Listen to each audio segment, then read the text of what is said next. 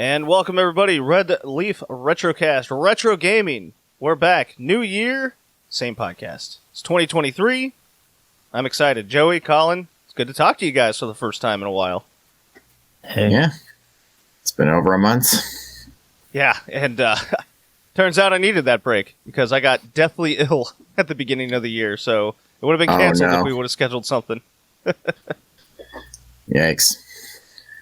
Yeah, with what? Everyone's getting sick now. I had bronchitis, totally lost the voice, unable to speak, and then shit got into my chest and I got sick there. It was like almost 2 weeks. I was out of commission. Yikes. Yeah. How are you doing? Yeah, I'm doing okay. Just keeping up with work, doing the usual shit. I mean, it hasn't been as cold as last year, but give it time. I mean, it's in the 20s here, so a little weather talk. It's definitely cold, but yeah, I know what you mean. It hasn't even snowed yet for me. Oh yeah, yeah. It's been pretty. That one little thing in one morning. That was it. Yeah, it snowed recently on my end, but before the couple of weeks before that, it was just rain. Oh man, Joey, have you left your fridge open lately to make it simulate cold? Cold for a little bit. I mean, it dropped to the 40s the last 2 nights. It's gonna be a nice 70 degrees today. 74. Got some yard work I'm gonna do. Stuck your head in the freezer after Everton might get relegated this year. Oh, they're going down. They fucking suck.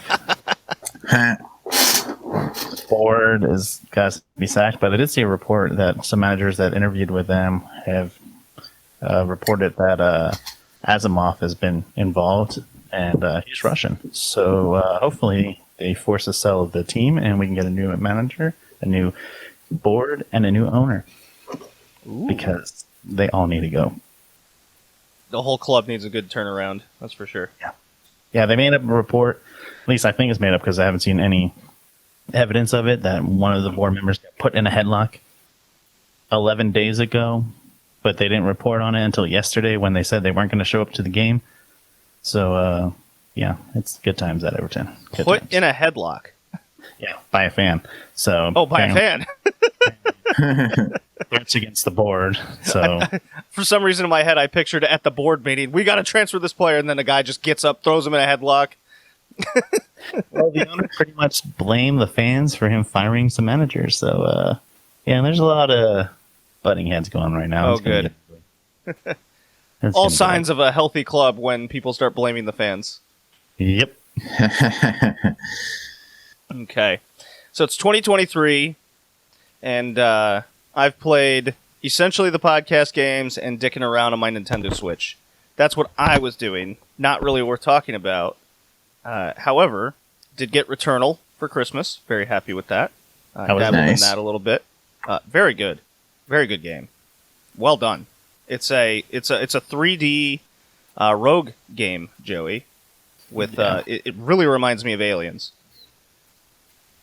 You think I would like it? Because I was looking into it. I mean, considering that you can get it for $20-$30, I think it's worth it. Yeah, I think it's $30 right now. Yeah, it's always on sale at some point, so you could possibly get it for $20.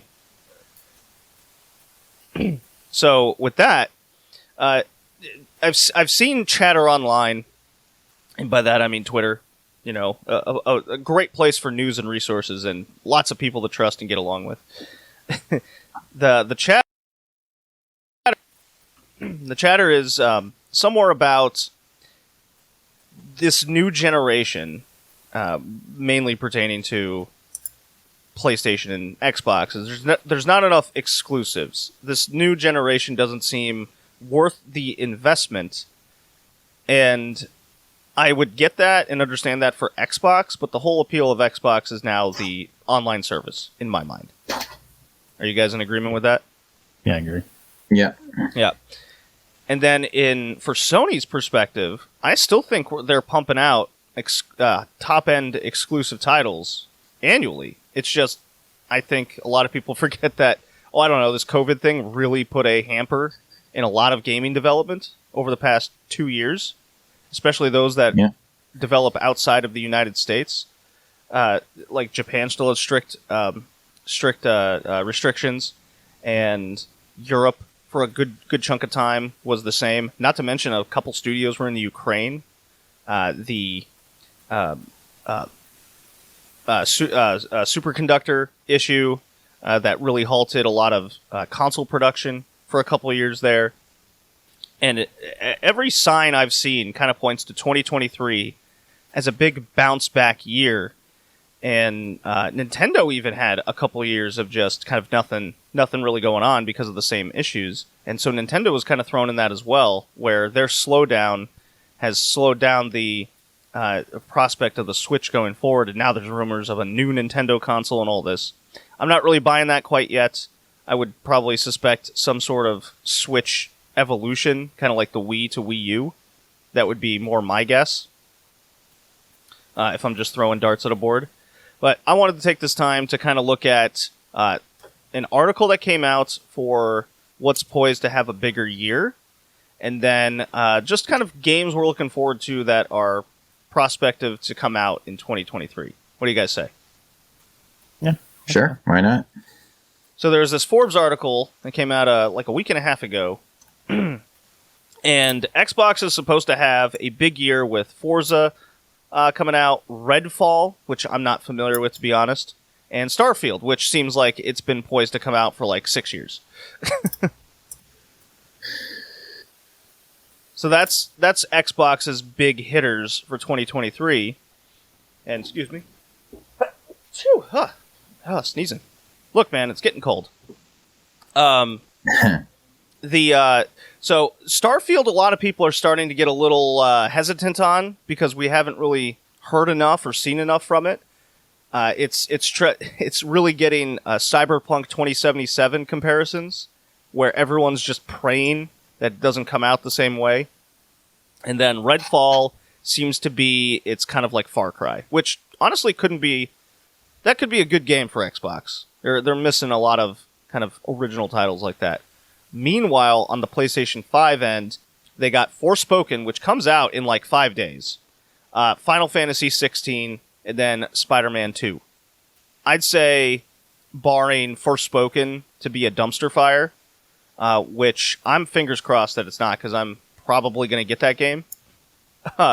It looks like for at least once a quarter, PlayStation 5 is going to have some good exclusive titles, while Xbox still seems to have a lot up in the air. Well, what do you guys think? Yeah, that sounds about right. I mean, granted, I haven't been paying as close attention as you, but I still lean towards Sony having a better year than Microsoft for their consoles. Because like you said, they have better exclusives. Or more like they have exclusives. Right. I do like how this article ends with, except of course when Nintendo ruins everyone with Zelda Tears of the Kingdom coming out and nothing else matters. So I kind of like that. Yeah. It's just, I think with Zelda coming out, that's going to be a huge year for Nintendo. I mean, last year it was okay. It was just Splatoon 3 and a few other games came out, but it wasn't like for me really. But I got a lot of like RPGs out of my Nintendo Switch in 2022. What do you think, Joey? What do you got for PlayStation versus Xbox 2023? I mean, obviously that's going to win, but I think Microsoft's winning in the end because all the games are coming out on PC.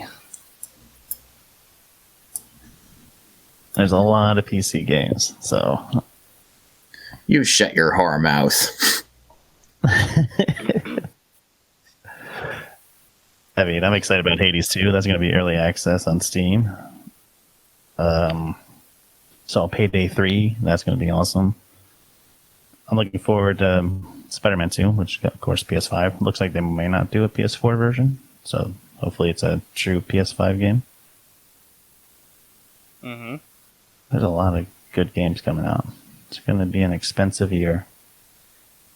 Okay, so we've switched over to this Polygon article then. Yeah, I switched over because there's no real debate against PlayStation 5 and Xbox. Well, the article does kind of say if Spider-Man is delayed, then and Starfield is successful, that's a potential for Xbox to really have a banner year, at least in the case of comparison. Yeah, I can see that. But all the games that I'm excited about outside of Spider-Man 2 are all PC or Xbox games. Stalker 2 is coming out. Hopefully it actually comes out. I'm hoping a lot of these games don't get delayed because there's a lot of good games that I'm excited about. I'm looking forward to Alan Wake 2. Yeah, I'm going to have to play the first one again. I haven't dabbled in that nearly enough as much as I should. Armored Core 6 really stands out to me. Haven't played an Armored Core games besides the podcast in like 20 years, so I really hope that it's good. I believe it's this Armored Core is going to be a little bit more Bloodborne and Elden Ring kind of situation, which would be fucking awesome with robots and whatnot. I know they've tried a game like that in the not this developer in particular, but there was a robot machine game that played like a Dark Souls, and it was pretty good. What was it? The Surge?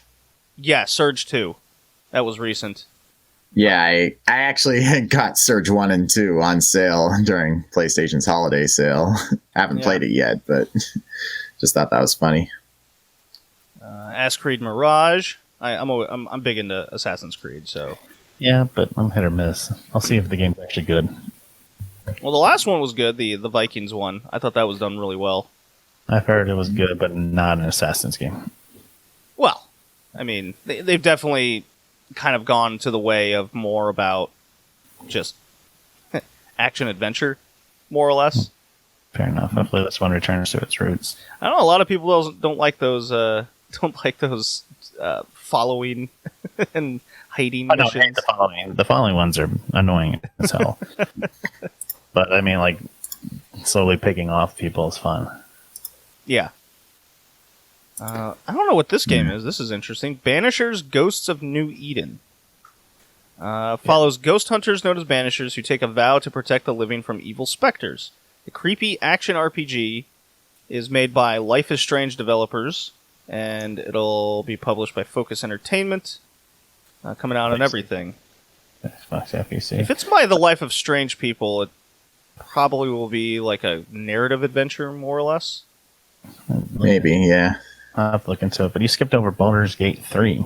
Yeah, I'm okay finally with that getting a sequel on that? Baldur's Gate 2, came out in 90s?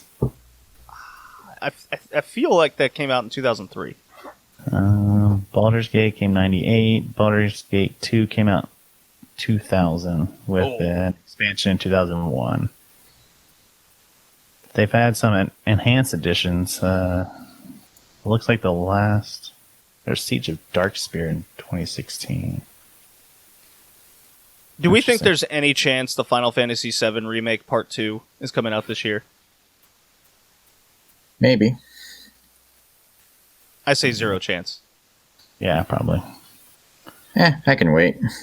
I've got Final Fantasy Theater Rhythm in the meantime. I mean, with a year that Final Fantasy 16 is coming out, I think we can wait a little bit for another Final Fantasy 7. Yeah, I wouldn't be surprised if they just delay it, just not compete with itself. Right, yeah. Yeah. Dead Cells Castlevania, I'm looking forward to. That'll be cool. I'm probably going to get that. Is that a standalone game or a DLC? Maybe a bit of both, much like Wolfenstein The Old Blood or Far Cry Blood Dragon. Oh, okay, I follow you. New Fire Emblem game, just like Three Houses. New one's coming out there. Very, very awesome. Always like a good Fire Emblem game. They're remaking Dead Space. Yeah, a lot of people seem to be pumped for that, but Callisto Protocol came out, and that's kind of the same deal. Yeah. Yeah. I'm excited for Company of Heroes 3. Weirdly, I am too, but I don't know if I'm going to get it. If that makes sense. Like, I'm glad it's coming out, but I played so much of the first 2 Company of Heroes when I was living in Germany. My dinky little laptop at the time. I mean, that's all I need. That's all I needed. Don't really need a new one. Fair enough. Yeah. Diablo 4 is coming out. That either is going to be amazing or a disaster.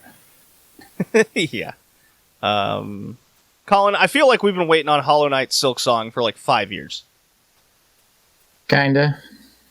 I didn't even realize they were making a sequel. Oh yeah, I mean that was announced before the pandemic. It's just Well, it was shows how supposed to much be I like paid a attention. DLC, but then they just made it into a full-fledged game. So whatever's happening there. That's cool. there's this thing. It's just called Gourd. What is that? It says it's a new dark fantasy adventure game with elements of survival, city building, and strategy. Sounds something like Darkest Dungeon, except probably not a roguelike. Okay. Okay, it's a new Polish studio founded by former CD Projekt Red and 11-bit studio producer Stan Just. Interesting. Well, I was going to talk about Octopath Traveler 2, but now I see Pal World. What is that? How Pokemon with guns? What? I saw Power. I saw the Pokemon. I didn't read anything about it. I was like, what? Are they allowed to do that?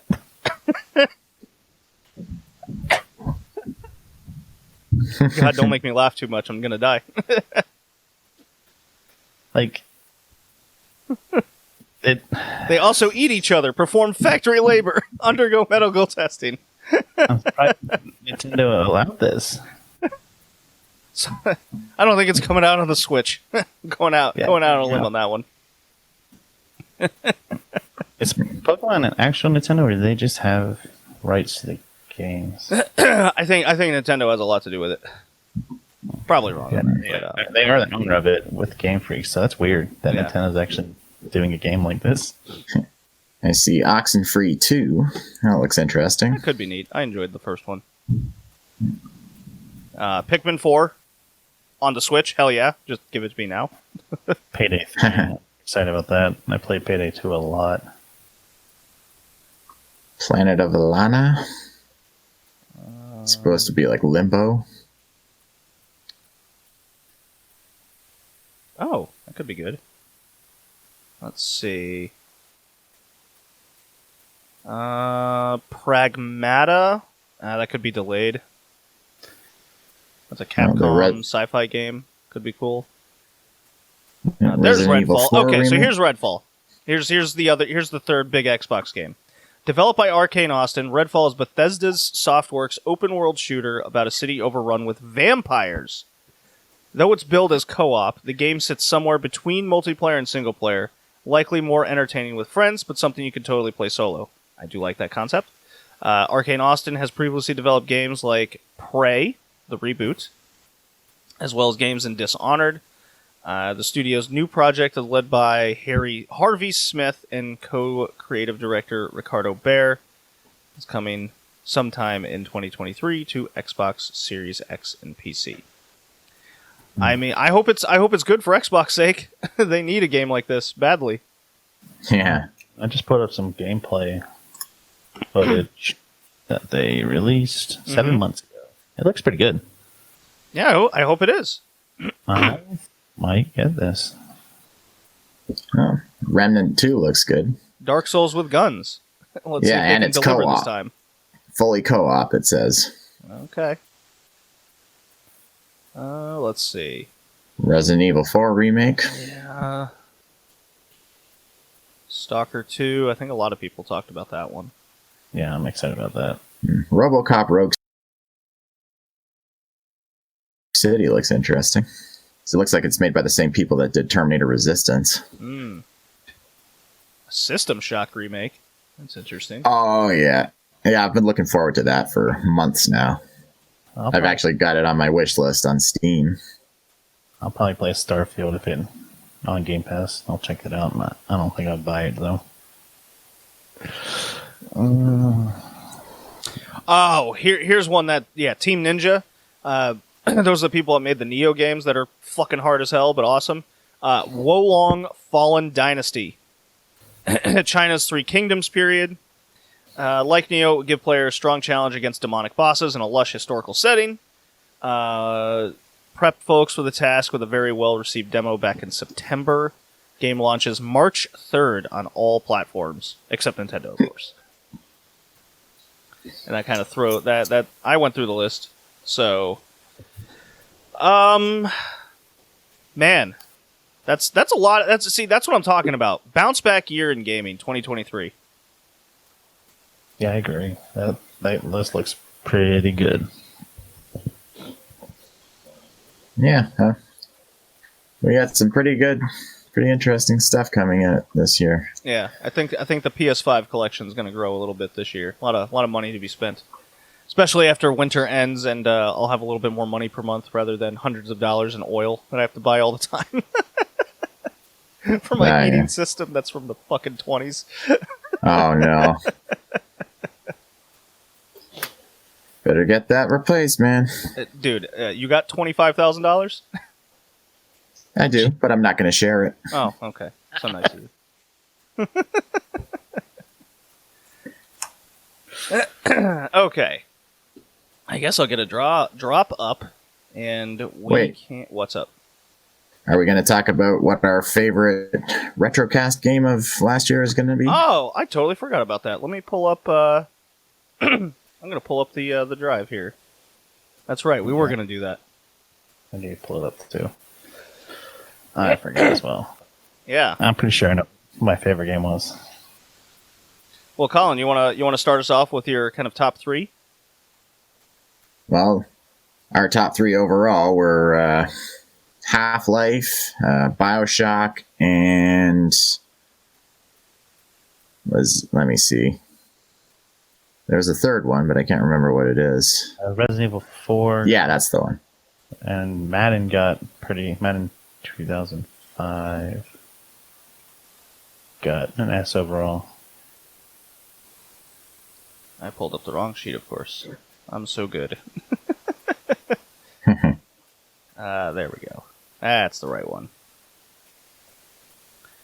Yeah, I mean, Half-Life, I'd never really played it myself before, so that was a massive pleasant surprise for 2022 for us to play. BioShock, I mean, I've played that game to death before. I mean, shit, Joey, you and I played the third game, like, in a night. Do you remember? I do. Alright, come on, Google Sheets. Load. What was your favorite, Colin?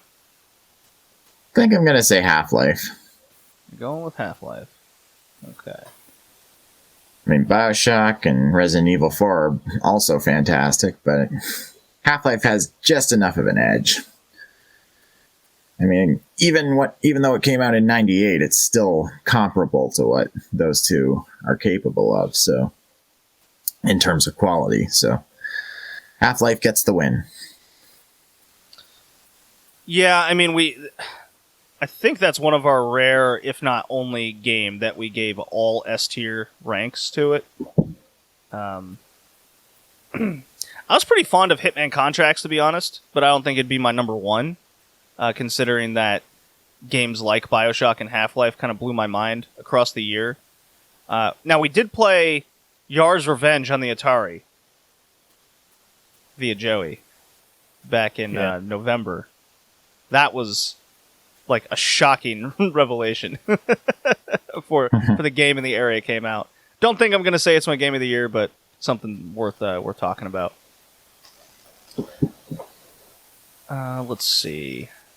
Well, I'm going with Half-Life as my favorite. It's the only one I actually beat out of all the games we played. So, yeah, there was a lot of games I just didn't complete. Let's see. The overwhelming odds. I beat both those games for that podcast, Far Cry and Resistance. Ah, yeah. I remember that one. That was a good month. Yeah, if I had to pick one that's outside the top 3, I'd probably say Paper Mario. Oh yeah, that is super enjoyable. You're right. You're right on that. That if we're making top 5, that would get up there. I think one of my most disappointing games that we played this year, Shenmue. Ah, yeah. I forgot we played that. Yeah, Yeah. right on the For me- Dreamcast. For me, it was Manhunt. Oh, that was disappointing. Yeah, like it's good for about an hour, and then it's just okay. I've done all this over and over again. Yeah.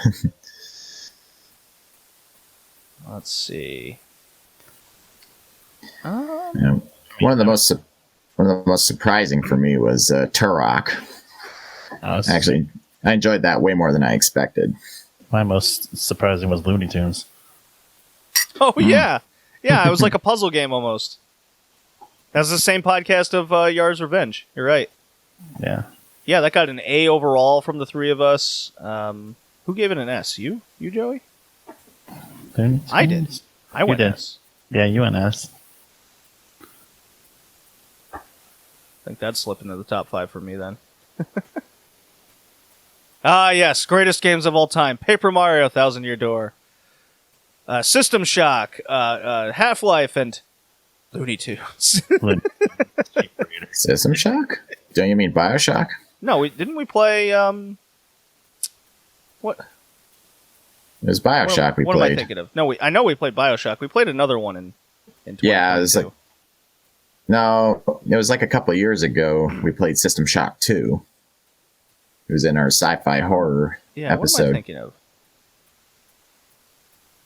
God, I played a game for like 10. It was Deus Ex. That's what we played. Yeah, I was just about to say It that. was Deus Ex. Yeah. Yeah, I played it for like fucking 12 hours, and then Joey's like, "Oh no, you know they remade this, right?" I was like, "Shit." Okay, so we're all kind of in agreement on Half-Life and Bioshock, kind of 1-2 punch there. Yeah. Yep. Yeah. So what are we saying is third? Madden 2005? I'll say Resident Evil. Resident Evil 4? Yeah, probably. Yeah. Okay. So that would make Madden 2005 number 4, and then probably Paper Mario number 5. I guess so. Yeah. Even though Madden wasn't really my thing. So, what do you think about last year's game picks compared to years past? Do you think we're kind of not doing the big games enough, or did we play enough good ones to kind of fill out the year? I think we did more big games last year than we have in previous years. Yeah. I think that's primarily because we changed the format. Now there's only 2 games instead of 5. It's definitely been better in just putting more time into the games, or just having more time in general outside if we don't like them. Yeah. I'm a little disappointed we only had one F. We didn't pick a lot of bad games. I think, what was it? Barbie was the bad one. SpongeBob was an F. Oh, Barbie's still good because it was still playable. It was just stupid. SpongeBob SquarePants Super Sponge on the PlayStation. F I mean, rank. we have a bunch of D's, but we only have one F. That's crazy. We were very top heavy for them Fs, but everything else was pretty much C's and B's. So we had a lot of middle of the road stuff. Yeah, I'm looking at it now. You're right about that. Yeah, a lot of C's. Wow. Okay. Well, what's our goal for this year? Do you have anything in mind? A game that you want to get to at some point? No, I haven't even thought too far, but now I want to pick very bad games. On the podcast of just bad. Oh, man. I'd like to get to Golden Sun at some point. Oh. Yeah, like RPGs are always tough because you feel like you have to play them like 15 hours to just get going.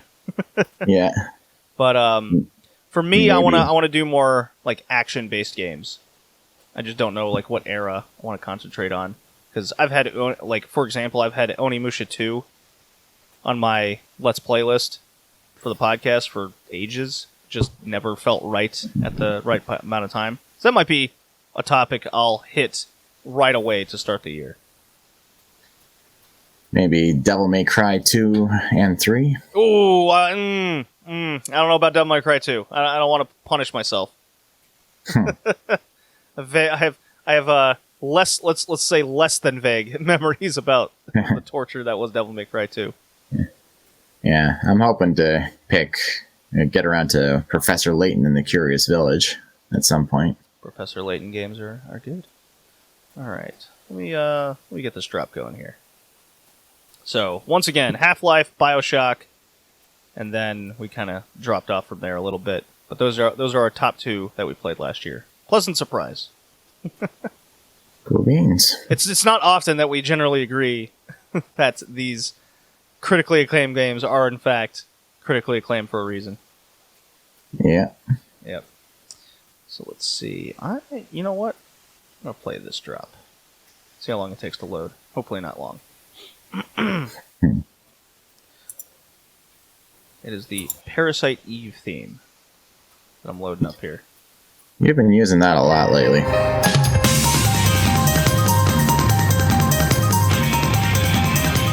Well, shit, fine. I'll play something else then for you, Colin. Okay. You got something in mind? Chrono Sound? Cross. Chrono Cross. Well, that's your favorite. Yeah. Okay, fine. Here we go.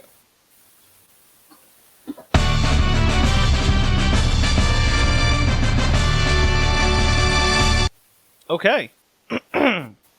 Colin, you are, excuse me, starting us off for the year. What's the theme Yes, pick? I am. And why? It is Action RPGs, Part 2. I picked it because, well, we haven't done action RPGs in a long time, and there was both of these games I was curious one I was curious about, the other I've played, but hadn't had a chance to talk about until recently, so I wanted to get that one out there. Wanted us to play that one, talk about it, because I really enjoyed it when I played it before, and I want to see what you guys think. Okay. Joey, what was your impression of the 2 games that we played and with the topic at hand? One I liked, one I hated. Ooh. Those are my impressions. Oh. Keeping me on my toes. All right. Keep me guessing. I wonder which one. I think I know which one you didn't like. I got it in my head. Yeah. In my head. I think I know. I was incredibly disappointed by one of these games in particular. Yeah. Considering that we have played the other one before the prequel, the first one. Yeah. And I had this like epiphany playing it, and it made me realize it's like I don't like this, and I don't want to play this anymore. I'm going to go back to the other game and put a lot more time into that one. Considering I was sick, it was much easier to play that one on the go, as in bed. So that was nice. So I definitely found myself concentrated on one game over another, but I would say repetition was an issue for both these games equally. Yeah. The repetition definitely waned on me, and it became a more mobile type experience of pick up, play for like 15 minutes, and then kind of put it down. So that was disappointing on what my not just anticipation going in was, but kind of what I wanted out of these 2 games. I don't feel like I got it. That's too bad. So what do you think? Should I start out with the older game or the newer one? Well, since you have the newer one first, do that one. Written first. Okay. Yeah. Okay. The first game is Odin Sphere for the PlayStation 2. Developed by Vanillaware and published by Atlas and Atlas USA for the Japan and North America releases, respectively. Although Square Enix published the PAL version. Released on the PlayStation 2 on May 17th, 2007, worldwide. And you may remember Vanillaware as the creators of Dragon's Crown, the game with the big-boobed sorceress that caused a kerfuffle across the internet for a time. Kerfuffle. Love that word. That's pretty much what it was. Now, I have played and beaten this one before, even before the Life Thrazer remake came out. And FYI, Life Thrazer does give you the option to play the original version without the gameplay tweaks. So, the story is pretty complicated. It follows 5 different characters in a world called Arion, a fantasy setting that borrows heavily from Norse mythology, as if that wasn't obvious from the title. In this world, the kingdom of Ragnanaval, which is a Viking-like nation of warriors, and Ringford, which is a nation of fairies, they're at war to claim possession of an artifact called the Crystallization Cauldron, which is a super weapon that can absorb phosons, which are the physical manifestations of life energy in this world. Think the Pyroflies from Final Fantasy X. Yeah. And Collection it can, orbs. yeah. It can turn them into ciphers, which are powerful magical weapons.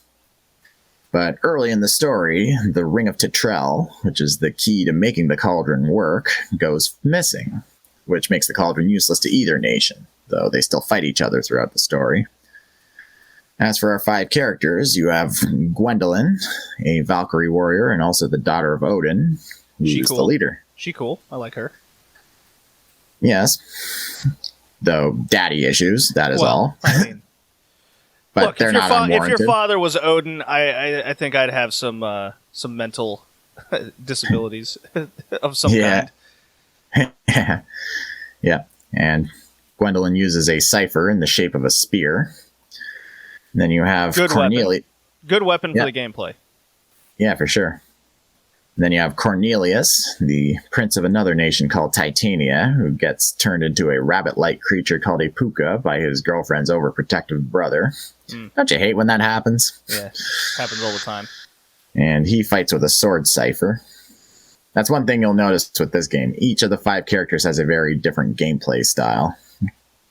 Yes, it kept things a lot more fresh, at least in that sense of going from character to character and the style that you're kind of forced to adapt to. Which, at first I didn't like it, but then I got used to it, and turned out I did like that aspect quite a lot, because things got very, as I said before, repetitive a good chunk of the time. Yeah. Next is Mercedes, the young, and I do mean young, princess of Ringford, who gets the throne shoved onto her after Odin kills her mother in battle. So what are we talking, like 32 a year? 10. Oh. If that. So not of age? Nope. And she uses a crossbow cipher. Yeah, I did not like her. But she can also fly. Eh. And then after that is Oswald, probably the most badass of the bunch. He's a berserker warrior who uses another sword cipher that essentially requires him to sell his soul to the underworld queen to be able to use it. His story is a bit too complicated to recount here in any timely fashion. And lastly is Velvet, who may remind you of the dancer girl from Octopath Traveler. Yes, almost exactly the same. Yeah. She is Cornelius's girlfriend, whose story is also too complicated to recount here. Though you find out as the story goes on, she is the illegitimate love child of Odin. That guy again. And she uses a whip chain cipher. And all of these characters' stories intersect with each other's throughout the overall plot. I remember us, Colin, you and I playing this once upon a time together, and I didn't recall any of that part at all. I did not remember that these stories were intertwined. I thought they were at I don't know why I thought they were like different time periods and different eras of like Norse mythology type deal, and something was going to bring them together, but I didn't think the stories were like that pertinent to crossing over at any point in time. I don't know why I thought that, but that's just kind of my mindset as I was playing. I was like, oh, didn't know that. Okay. It definitely made the progression a little bit more interesting when that finally clicked. Yeah, I liked it. It was a good way to keep the story interesting. And I think what most what most people remember from this game is probably the art style. Mm-hmm. It's basically done like a watercolor painting style for both the backgrounds and the character sprites. And it's just plain gorgeous. I read a review of someone that thought that it looked cheap and indie, were the words used. What? Yeah. Cheap and indie. I don't think looking indie is cheap, but So I'm wondering, because the game came out in 2007 and we're kind of on that precipice of like the PS3 type era, I'm wondering if it just, because I saw some of this when the Sega Saturn came out, and it was a 2D machine basically, but the 2D was incredible. But Yeah. everyone was so past side scrollers at the time that if you weren't trying 3D, you weren't going into the next generation, and therefore you were cheaping out, for lack of a better word. Yeah. So I found that interesting, that perhaps this is a game that you really like, Colin. You spoke highly of. The music's really good. That really stood out to me. Oh, yeah. As the highest point. But for for all intents and purposes, it's a side-scrolling beat-em-up game with a skill tree. Is this a case of the game just didn't come out in the correct era? Could be. I mean, I don't hear a lot of people talking about it to this day, and not at the time either, but because it tends to get overshadowed by Dragon's Crown, I think. But I think this game definitely deserves to be talked about more. It's definitely underrated. yeah, this is the game that I liked. I figured. Yep. Figured as much. Yeah. It did feel repetitive though. I didn't play as much as you guys. I played the whole first desert area, killed the dragon, but it did feel like most of the levels were the same. Go over here, use your special if you want to end it quickly, dodge some fireballs, kill them, run out of inventory space because you have so many things. Yeah. So what I'm reading here is the original release on the PS2 didn't sell well, and actually didn't sell really well at all until it came out on the Vita, of all things, when the remake came out. Yeah. So Life Riser is what kind of saved the game from kind of being a failure, is, if what I'm gathering is correct. That's interesting, and kind of goes into my thought process and theory of it just came out in the wrong era. Yeah. Of course, Life Riser also fixes a lot of issues I had with the initial release. And what were those issues, Colin? Well, for one thing, there wasn't a whole variety of different special moves to do. Okay. Or at least when you got those special moves, you couldn't really level them up in the way Life Riser lets you. Because it also adds a few new things you can do. Like you can do a dodge sidestep, which you couldn't do in the initial one. So you don't have to jump over the enemies and potentially get damaged. You can also, I should probably start off by talking about the basics of it. Like we mentioned it's a beat 'em up, but it's a beat 'em up with RPG elements, similar to Guardian Heroes, but more straightforward. Yep. It's a very fast-paced system. It's easy to learn, hard to master, has a good amount of depth to it. Every hit feels satisfying. And the level up system for your stats involves collecting vegetables and meats and other ingredients and bringing them to puka chefs to be made into various dishes that increase your max health or magic, among other things. And what Life Riser does that Odin Sphere original doesn't is you have a whole skill tree in a separate menu that you use the phosons that you get in battle, because whenever you kill an enemy, they release phosons. You can use those to level up your different special moves and passive skills. And of course, you got to be careful about doing that, because your using your active skills in battle also uses up phosons. So that's well, actually, you also have to use phosons to like grow different fruits and vegetables. Like you'll plant a grape seed, and then all the phosons in the air will gravitate right towards it. It'll get sucked in, and then after a certain amount of them hit the plant, then it'll grow, and then you can collect it. And each different one you can either eat, which will give you both health and experience points, because that's how you level up. And in the original, you didn't have the option of releasing phosons from your cipher once you had absorbed them. So it was a big quality of life improvement in Life Thrasher when you actually could do that in order to grow the fruits. So that I found to be a major improvement.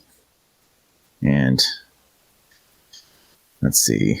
I mean, there's also the improved graphics and visuals, which finally does the art style justice. Because like when I played the original PS2 version, it looked good, but it looked a little blurry at the same time. But I think that was because of the limitations of the technology. Yeah, it definitely. I've been looking at PS2 gameplay, and it definitely doesn't look crisp. Would be the way I describe it. Yeah, it's like Donkey Kong Country had a similar problem with both the visuals and music needing to be compressed to fit within the limits of the SNES. But Life Thrasher cleans all of that up. Uh-oh. Our call is ending in 10 minutes. That's okay. I think we got it. Let's see. But yeah, there's also the fact that a puka cooking shop appears in the field for leveling up because you can have them make different dishes, which you couldn't do that in the original. You had to exit the stage and go to the puka village that's hidden, and then go into their little kitchens. And then, yeah, overall, I really like this game. I mean, yeah, you guys mentioned it was pretty repetitive. It gets at its worst near the end, because for the final bosses, they're massively over-leveled, so you have to do some pretty intense level grinding beforehand to even stand a chance of winning. In my case, I ended up playing through each storyline a second time to do so, though it went a lot faster this time because I was over-leveled for those, and then at the same time refresh my knowledge of what happened in the stories and get a better idea of how everything connected. And on top of the grinding, in order to get the true ending, you need to fight each boss with a specific character, which you're supposed to find out by reading the prophecies and the various bits of lore you collect along the way. But if you're like me, you just look it up online. So what do you guys think? Joey, what you got? I've kind of said my piece with Odin Sphere. I played Life Thrasher, by the way. That wasn't clear enough. I liked it, but I did feel like combat was a little limited. At least the part I played, I only had like one combo, and I could jump and attack, so I'm assuming it gets better than that, but not with what I played. But I really enjoyed it. I'm passing this game. Pass indeed. So you can get the game pretty cheap. It's very affordable, about $20 or so. Probably cheaper on a PSN sale. The game lasts for about 35 hours. At least the remake does. They cut out a lot of fluff that the original did. See, I'm looking at it 46 hours, so you're saving just 10 hours there. All right. Our last game. Colin, what's the second one here? It's Ys 3, Wanderers from Ys, for TurboGrafx 16 and SNES. It was developed and published by Nihon Falcom, released on numerous platforms in Japan before releasing on the TurboGrafx CD in Japan and North America on March 22nd, 1991, and November 1991, respectively. And then on the SNES in Japan in June 21st, 1991, and in North America on January 1992. And strangely enough, on the Famicom in Japan on September 27th, 1991. On the Genesis in Japan on November 1st, 1991, and North America in 1991. And it later got a remake on the PS2 called The Oath in Felghana in Japan on March 24th, 2005. But since then, Oath of Felghana has come stateside.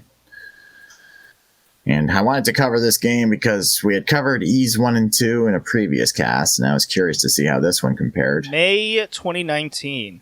It's been a while. Yeah. Yeah, it was the previous Action RPGs episode. Yeah. So kind of cool that you picked the game to continue that series. I'm going to be honest. I hated this game. Oh, really? Yeah. I was super disappointed. I was not expecting another side-scroller, like essential beat-em-up, just older. Yeah. And I had this epiphany that I felt like I was playing Zelda 2. Yeah, that was my thought, too. In the sense that I went from this cool top-down RPG series I really liked that had interesting like action gameplay, and then it's almost like they had the same mentality. Our next iteration is now this beat 'em up side scrolling style, just like Zelda 2, and guess what? It's not as good and it's not as interesting. Yeah.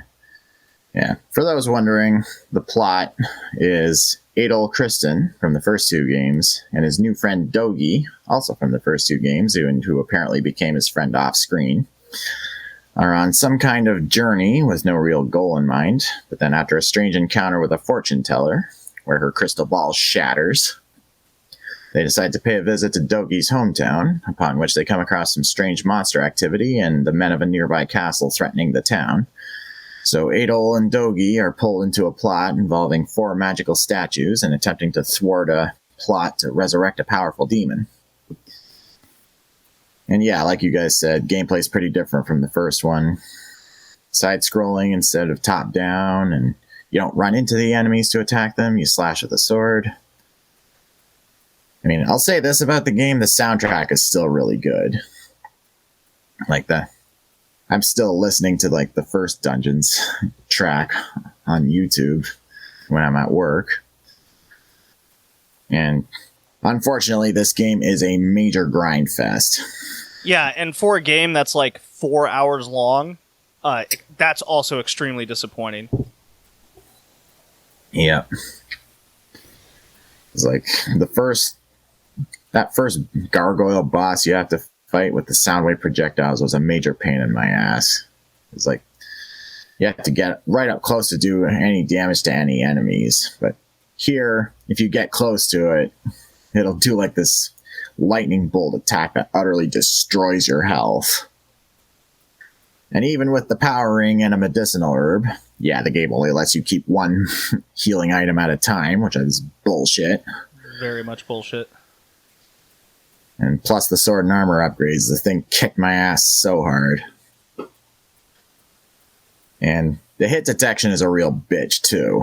Yeah, I just don't think it's a well-made game at all. It's almost like they wanted to do a more beat 'em up, but they didn't know how to actually get the hitboxes and the actual, I don't know, fighting elements down properly. So I was just swinging wildly. That stupid down attack where your whole character flats on the floor. I'm like, man, just nothing felt satisfying. You're right. Yeah. The music is probably the best part of the game still. But this is this departure from the top down. It's not what I wanted. It's not what I needed, and it certainly didn't execute anything to make me change my mind. Yeah. And even though I had over-leveled for the second boss, it was still a hard time to beat him, because it's like this lava dragon boss that hops in and you just look up ways how to cheese it. You don't really feel like... Plus, Joey, how'd you feel? Well, I didn't play much. I went through all the intro. I was attacking said bugs, and one of them hit me when I was hitting with the sword, so hitbox issue. So I tried to test that out, ended up dying, and it took me back to the beginning, and I quit. I didn't want to go through the intro just to die. Joey, the same exact thing happened to me. Not in so many words, but yeah, I died and got kicked back to the beginning. I just heavy rolled my eyes, and I went, this is not a good start. I just quit. I didn't want to go through it again. Save states were my messiah in this. Oh, man.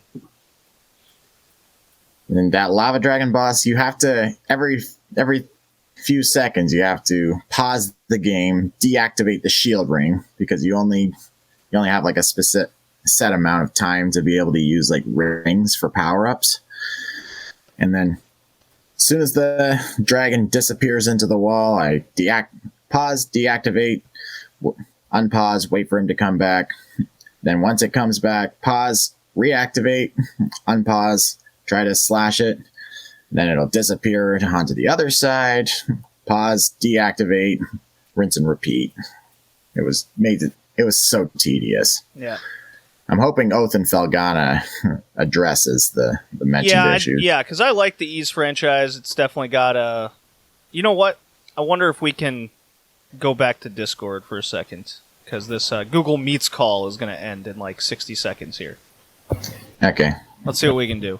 I'm going to switch to Discord. Let's see. Real time changing over here. Okay. For the audience, for some behind-the-scenes thing, it's because Joey's microphone isn't getting along with Discord lately. No, it hates me right now. I know. Okay. Out of there. Joey, Colin, you guys can hear me?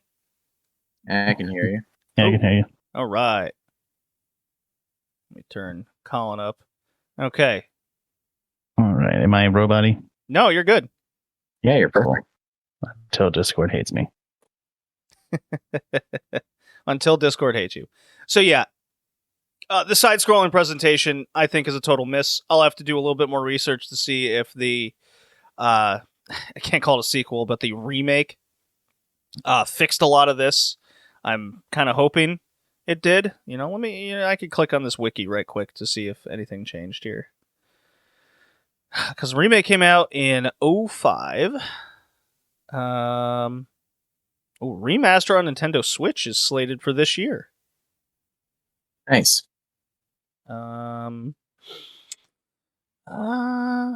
Let's see. Generally favorable reviews. That doesn't tell me anything. Nah, it's not really. Several improvements. Follows the model from Ys 6. Focus on action opposed to equipment and item management. That does sound better. So it sounds like it fixed a lot of the, I guess, inventory issues that we constantly ran into. That's a big one.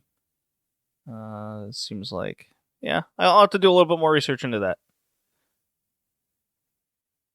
Yeah, I've got Oath and Felghana in my list of games on GOG, so I may play it at some point. Okay. Well, personally, guys, this was an easy one to fail. Oh, yeah. Yeah. But I'm still curious about where Ys went from here, because it's a very fascinating franchise. Kind of like it's like TurboGrafx had Ys, Sega had Phantasy Star, and what would be another good example? Well, anyways, and then we know what Nintendo had a slew of many games.